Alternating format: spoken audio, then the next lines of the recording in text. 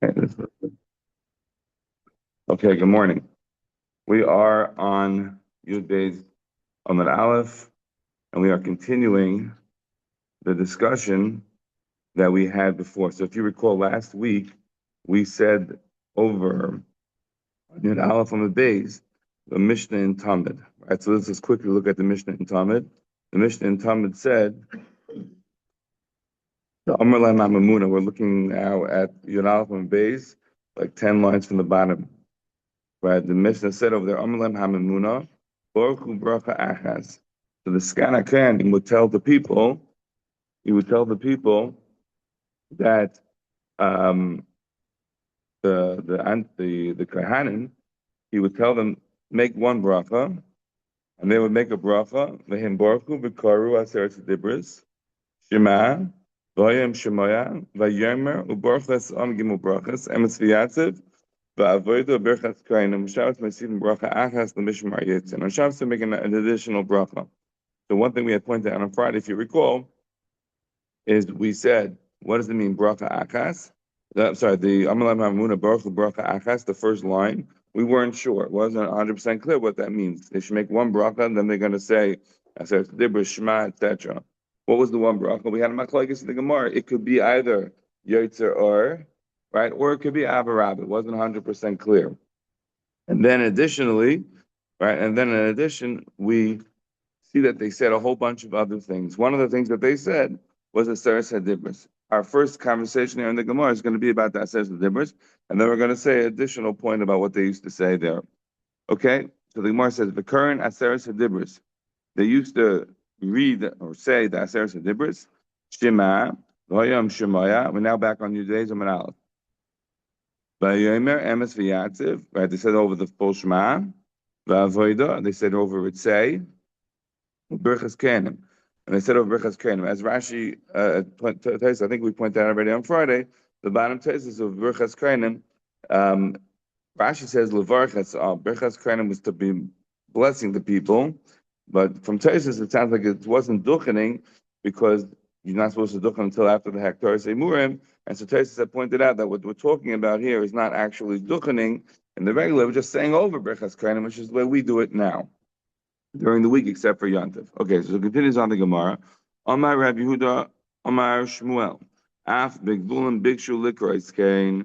They tried to do this also in the Gvulim, meaning they tried to do this outside of Eretz Yisrael. In Chutz La'aretz, they tried to also read the Aseres HaDibros.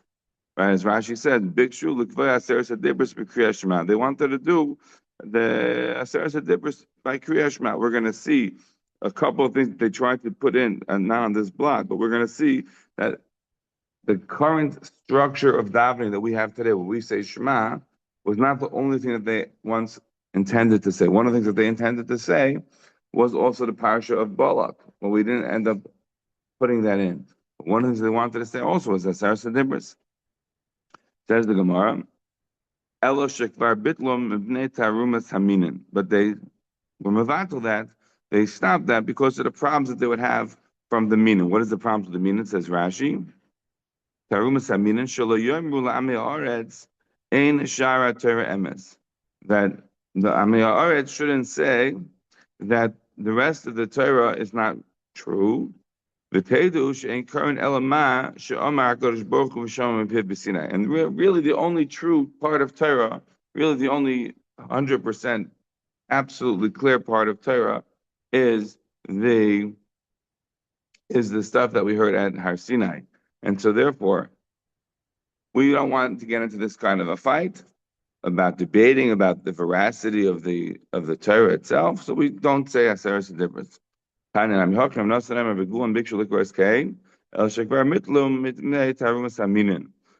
Nosson says the same thing. They tried to set this up in Chutz La'aretz. It didn't work out because of the fact the Tarumas Haminin. Rabbi Bar Chana Savan Mikvinu B'Surah.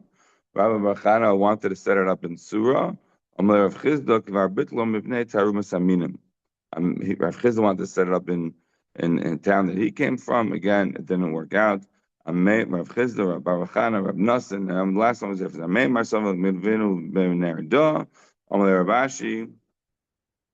So Rabbi Chana wanted to set it up in Surah. I'm Rav Chisda Kvar Bitlam from Taminin. I'm Amos of the Venu Bener Dom. Rav Ashi Kvar Bitlam Letter Mustaminin. So again and again, you see people over the years have tried to put in the Aseret Dibris, and it was batal because of the Ta'arumas Ha'amin.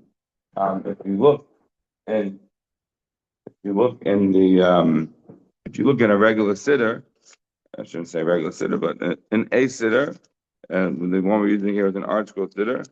So after the davening, they have various zechiras, they have various ikram, and if you notice in the book, in the siddur that they have, I'm using here an art scroll nusach sfat siddur. So I'm not telling you about every siddur, but if you look here in the art scroll nusach sfat siddur, one of the things that you have after the davening is the parsha of Aseres Dibris. I don't know if it's in your custom or people that you grew up with said it, but there are many people who say all the things in the back after davening. And one of the things that they say every day is the Seres Dibros. Maybe you heard of Parsaman as being again a kind of a thing that people say every day. Parsayira, various things, Parashuva, people say various things every day after davening. So what happened? Is this okay? Why is this not an issue? Because clearly this was put in after the davening. It's not a part of the davening. You know how this Gemara comes up practically? Where does this Gemara come up practically? This Gemara comes up practically in terms of standing up for the Aseres Dibros. This is where practically this Gemara has an application. We learn the Aseres Dibros Yisra Vestchanan and on Shulas. And the Rambam writes in a tshuva that it's 100% prohibited to stand up for the Aseres Dibros. You cannot stand up because it's this exact problem. If you're going to stand up, then you're going to tell people this is the real legit laning. This is it. And everything else, Do you have to stand up during laning? As a matter of halach, do you have to stand up during laning? No. Right, the Sfarim do not stand, period. Ashkenazim, those who are makbid, stand up specifically by the brachas, right? Why is it that you have people who stand the whole time? Right? You have people who stand the whole time because that's how you had to, what you had to do at the time of Kabbalah Satira. At Har Sinai, we had to stand.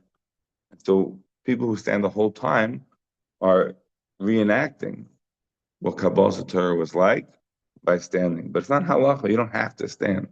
If you stand the whole time, then when they're leaning, I says, this is what's the big deal.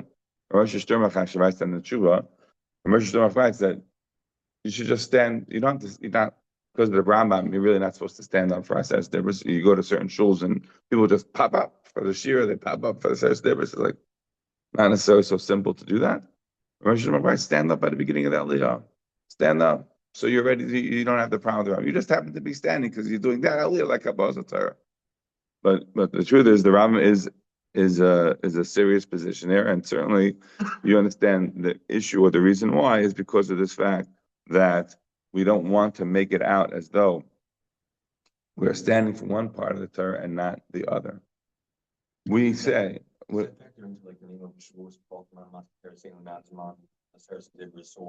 revelation of God, like and it's interesting. Yeah, it could be. I don't know. Could be. I would add one thing is that we always try to make it out. It's actually coming up. This will be our verse for the week, but we're a week early. So if you look in Parshas Vayishlach at the end, so the pasuk says Ela b'nei Esav, right? And we have all the story of the children of Esav, and one of the things that we always try to make very clear is that one of the psukim over there, one of the people's name is Matred Bas Meizav. Meizav, I can't say it any other way, but golden liquid.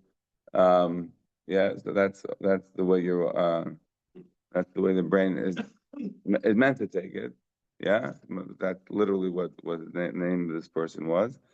Bas Matred Bas Meizav. So we always say one of the lines that appears many in Rishonim point out that Anochi, this is the Lashon HaRambam. Anochi Hashem Elokecha is just as vital and vibrant a pasuk as Ela Lufeim ve'Ela Shemoisam. And who are they? Bas Matrid, Bas Mezov, it's the same thing. There's no difference between Anochi Hashem Elokecha and that. And we don't want to make, because there were many who maybe I shouldn't mention this point also, maybe I shouldn't. There are many, if you look at the Ibn Ezra over there, you'll see that the Ibn Ezra writes that this is part of a group of people at the time who were saying that the Torah is not all from Sinai. There were those who say that that parsha is a later addition. Why? Because how does it open up in that parsha and the end of Vayishlach? What does it say? Ve'ela hamalachim asher molchu be'eretz Edom l'fnei malach melech be'eretz Canaan. What does that mean literally? These are the kings that were ruling in the land of Edom before there was a king in the land of Israel. What does that sound like? Say some of the Bible critics. It sounds like we're giving you the list of kings that ruled in Edom before there were kings in the land of Israel. Well, there weren't. When was that written? When there were kings in the land of Israel. When were there kings in the land of Israel? It was way later, after Moshe Rabbeinu, after Yeshua, after Zakanim, after Shoftim. It's hundreds of years before you have David HaMelech, show on David. So the Rambam using that line, and others who copy the Rambam using that line, that there's no difference between Anochi Hashem Elokecha and Bas Matre, Bas Mezdav, are trying to tell you two things. Number one, that all of Torah is the same; they all came from Sinai. And number two, to tell you that that specific parsha, where many people have pointed out that this kind of sounds like maybe it's a lit, and you should know that there's no difference. Okay, good. So we are clear. Continues the Gemara. I should also mention that at least in my Gemara, I don't know about your Gemaras, but in my Gemara it says, by Akum, I have a little one, and my one says Talmidei Yeshu. To me, I don't know, but I have not come across that the Christians say that parts of it. I mean, I don't mean the Christians today, but I mean the ancient Christians, that they said that parts of the Torah were not part of the what was given out at Sinai. It could be. I just am not aware of it. I generally thought that it is more like what the Rambam says, as I mentioned here during the year we were doing the Akum, the classes about Goyim, that I mentioned then. You may remember that according to the Rambam, the reason that we have an Isser to teach Torah to a guy, right? We say that over in a variety of ways. You say every morning, Magid Devar Yaakov.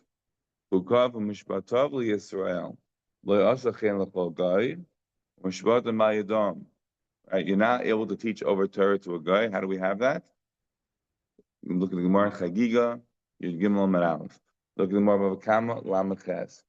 Right? We have seemingly contradictions. On the one hand, it sounds like you're not allowed to teach Torah to a guy. On the other hand, it sounds like a guy who learns Torah could be a Kohen Gadol. Rabbi Meir says that.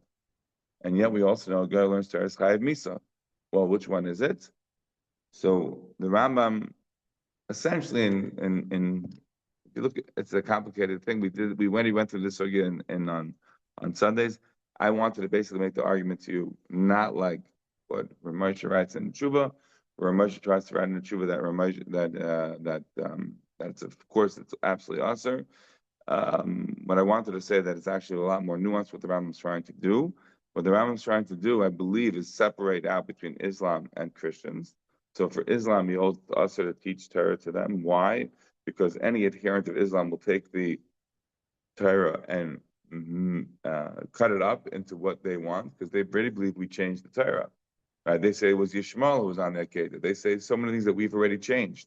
So from their perspective, what we're doing is 100% wrong.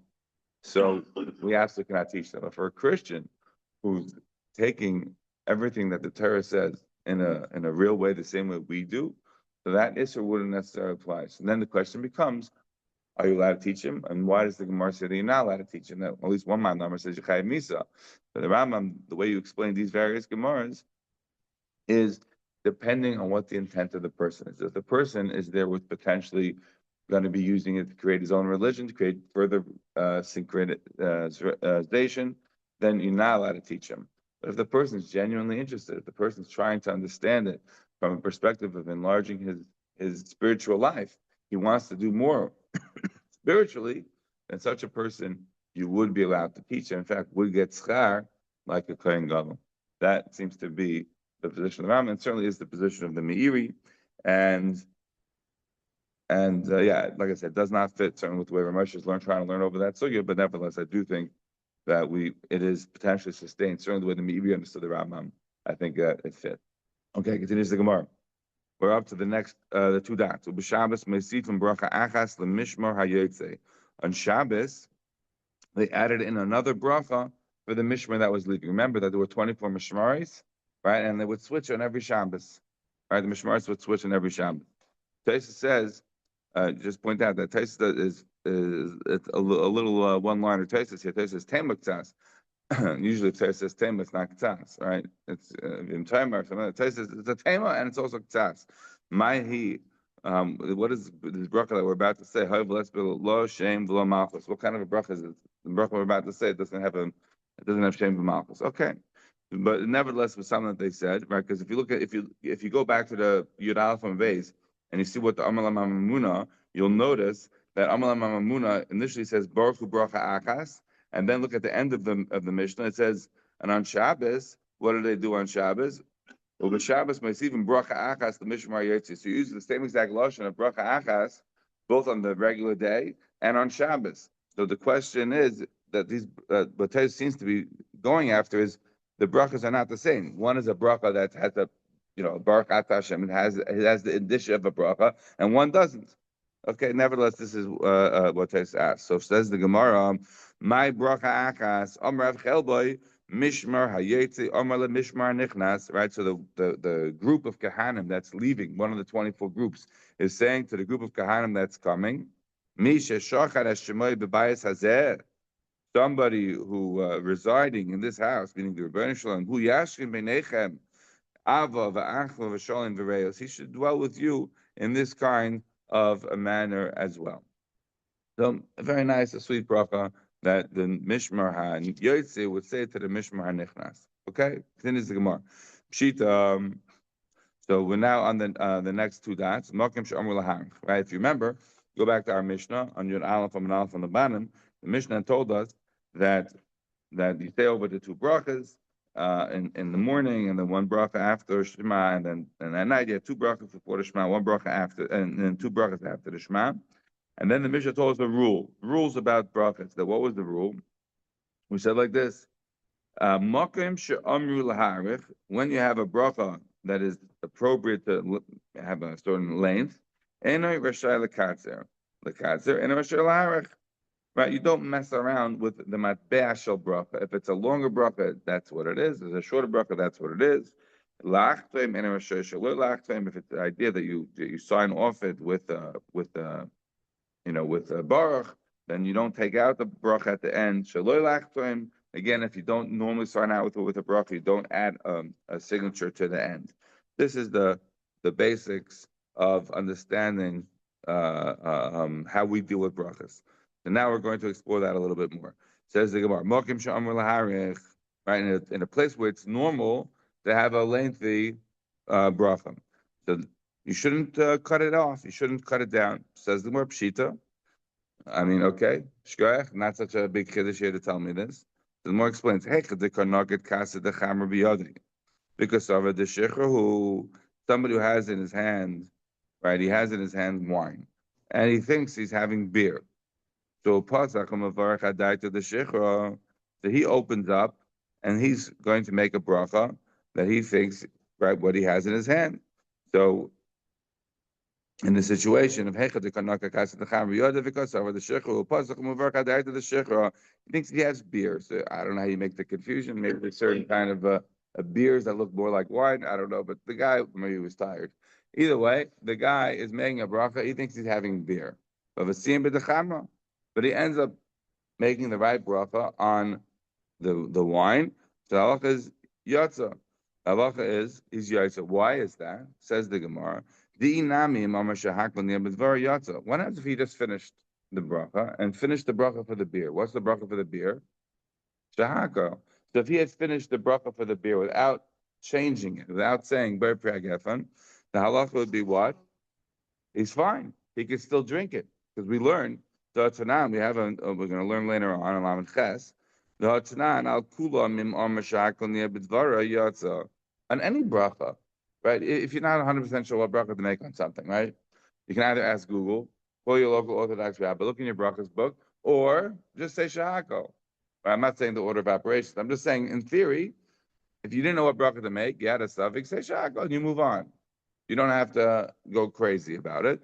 And the reason is because literally, what does the bracha mean? Shahako, right? It's just basically saying not something specific about lechem and not something specific about wine. It's in general. It's in general. It's able to encompass that everything in the world that we see all comes to exist because of Hakadosh Baruch Hu's will.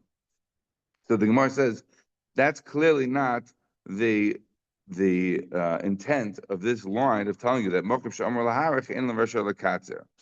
That's not a vort that is.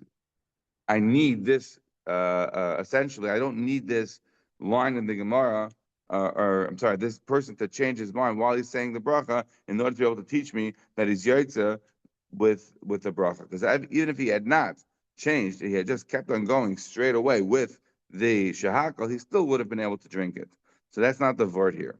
Elamai what? Elahecha de karnake kasa de shecher biyade. We're talking about a situation where a person is holding a cup of beer. So remember, the previous case, the guy's holding a cup of wine. Yeah, now we're switching it. He's holding a cup of beer. Uksova de chamru, and he thinks he's holding wine, but it's really beer.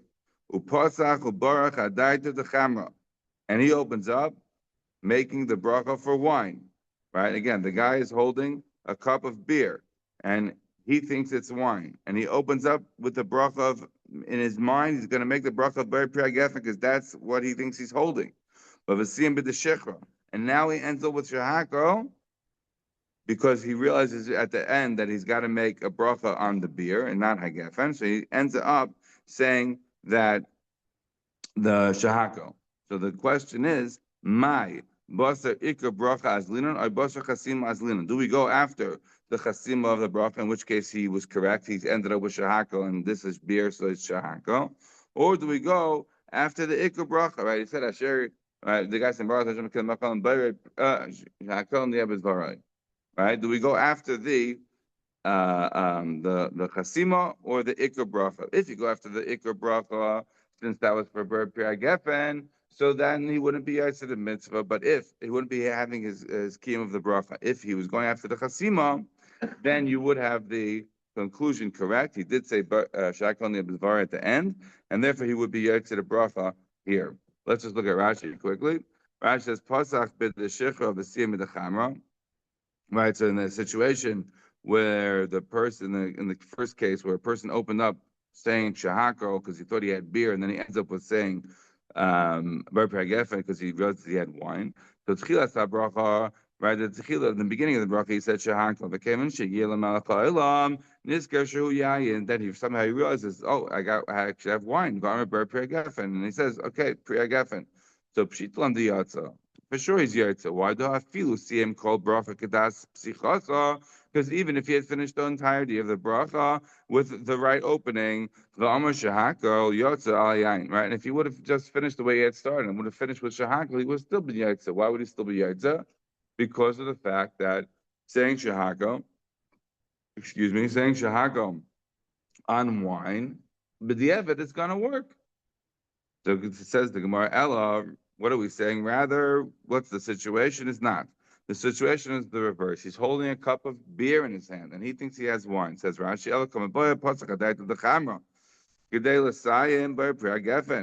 right? So he's opening up, thinking that it's wine. He's going to say, and then he realized, oh, I actually have beer. Like somehow he missed the foam, right? He missed the smell. He didn't get it, right? But in the middle of the bracha, he finally gets it. So v'siyam shahako mahu. The question is, at that point, since he finished with shahako, what's the din? Do we say basar ikar bracha azlinon? Do we say, says Rashi, then we go after the ikar bracha? What's it mean the ikar bracha? The ikar bracha, says Rashi, the ikar bracha daita diyayin. The ikar bracha when he said it over is not on shecha, right? It was on the ayin. So he was going to say bar pragefen. So do we say that we go after the ikar bracha, which was a daita diyayin, v'havi k'moshe siyam biyayin? And therefore, just because you conclude with shahakal Doesn't change it. The fact is, he was thinking about wine, and he was making a bracha on wine, and we could count it as though he made a bracha gefen. And since the bracha doesn't work to be mitzvah a person on his chiyuv, he has it now. It's not the same thing, and he would have to do it again. Okay? So that, do you understand why they have the question? You only have the question if you start out with a situation where the guy has actually sheikhar in his cup and he started making bracha on yain. In the reverse, you don't have the problem. In the reverse, if the guy's holding yain, he started making a bracha on sheikhar, then there's no issue. Why not? Because when you start out making the bracha on sheikhar for wine, and then you conclude with wine, so what? Even had you finished the bracha on sheikhar, you just said shahak all the way through, you would still be fine. But the evidence would still be fine. You wouldn't say to the guy, no, make another bracha, right? We have machlekes in the place called Savik Brachas Lohakel, right? What does it mean, Savik Brachas Lohakel? I'm going to tell you here that it's a machlekes.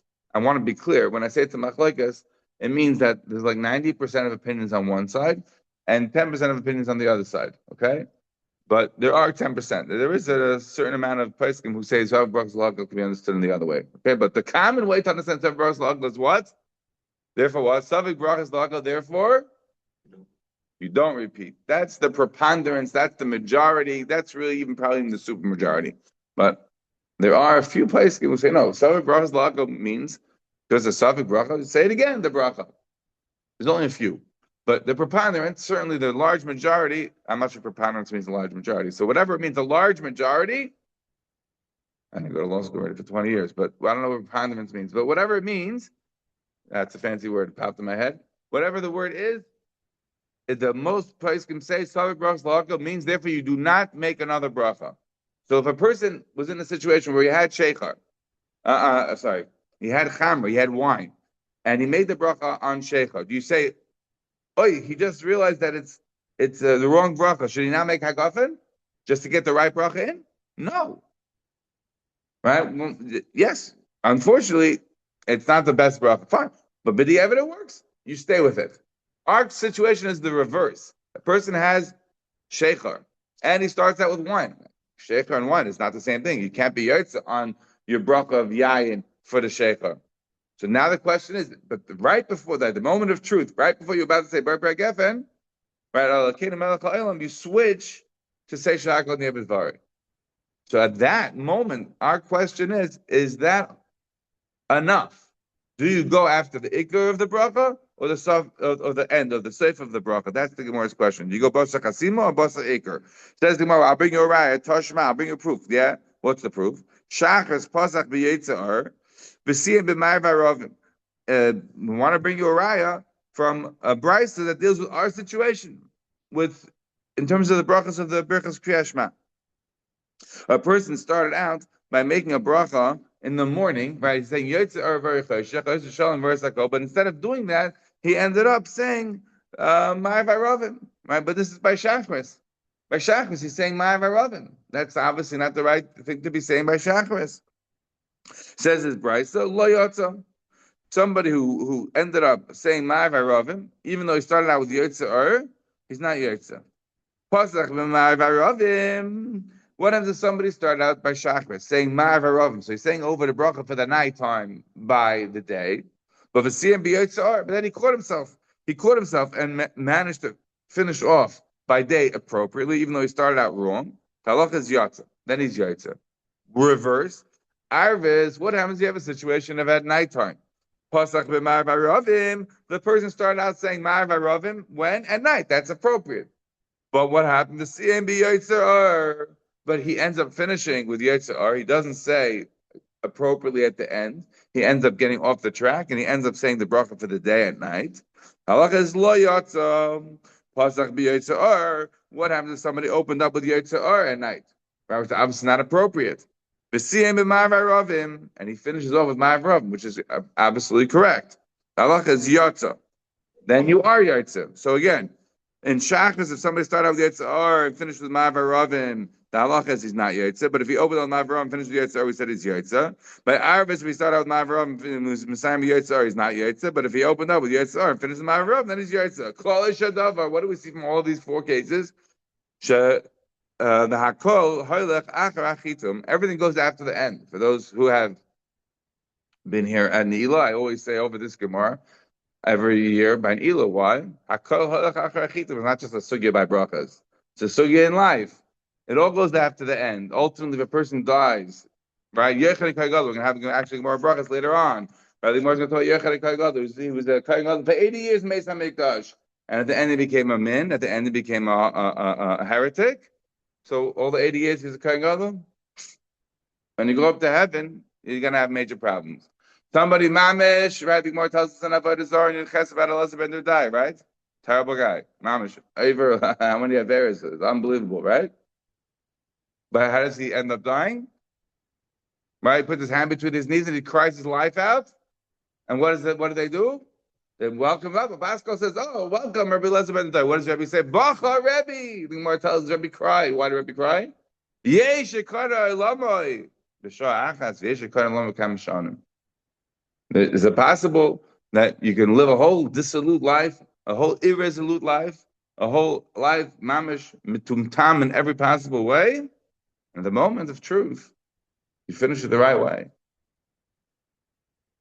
This is because of the idea of hakal holach achar achitum. The game is a long game. That's how you finish. And so, on a non-technical note, this should all give us hope because we're not at the end. We have a lot of time to still keep on working. Yeah.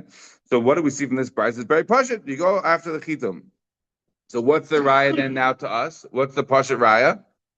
Right? Because we had a question, what happens if somebody has a cup of beer in his hand? Right? Somebody has a cup of beer in his hand, and he started out making the bracha on wine, and then before he's finished, he ends up switching to beer. Right? So do we go after the ikar bracha, or do we go after the chitam? If we go after the ikar bracha, then he wouldn't be yaitza. If we go after the chitam, then he would be no problem, because he finished with shako. Yes? Does the more no? Shiny hasa, maybe it's not a proof. The Kamar Baruch Yaitza HaMa'iris. Maybe it's not a proof because maybe the guy still said the bracha of Yotzer HaMa'iris. That is to say, let's look at Rashi.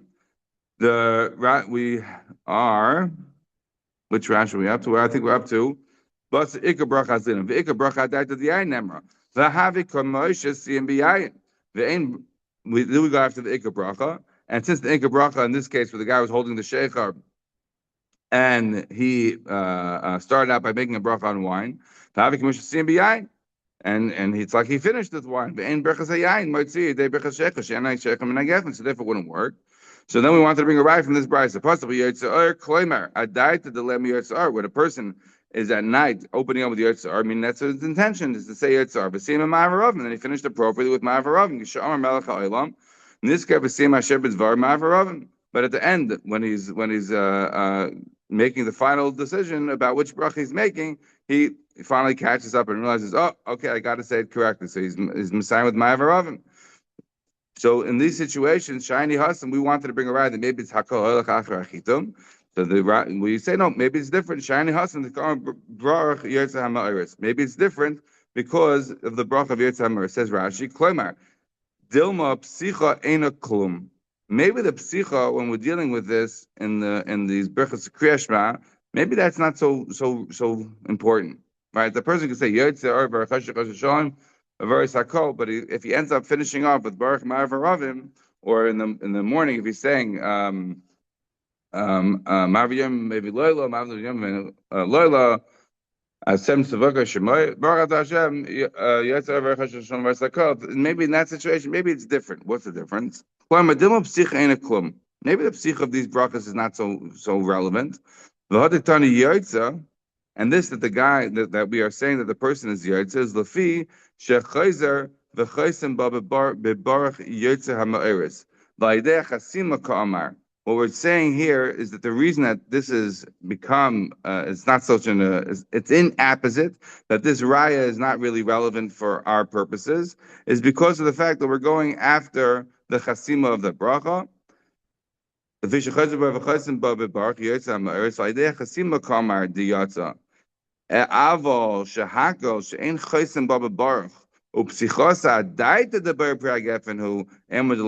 You hear the difference? In a bracha that has a whole psicha that's not really so fundamental. So then how you finish, that's really the key.